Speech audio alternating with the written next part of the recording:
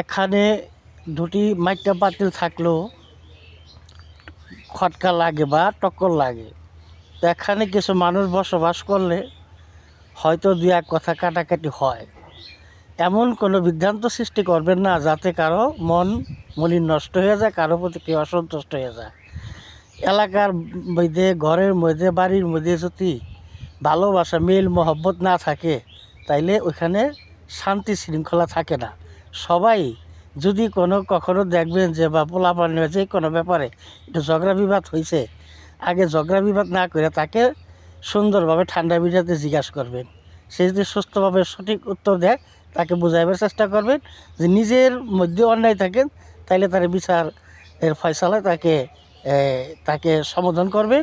আর তাদের মধ্যে যদি অন্যায় থাকে তাহলে করবেন যে তোমাদের মধ্যে এই অন্যায় রয়েছে, তোমরা এটা সংশোধন করো। এইভাবে যদি সুন্দরভাবে আপনারা চলেন তাহলে দেশে বিশৃঙ্খলা, এলাকায় বিশৃঙ্খলা থাকবে না, মিলেমিশে সবাই একসাথে বসবাস করতে পারবেন সুন্দরভাবে ইনশাল্লাহ।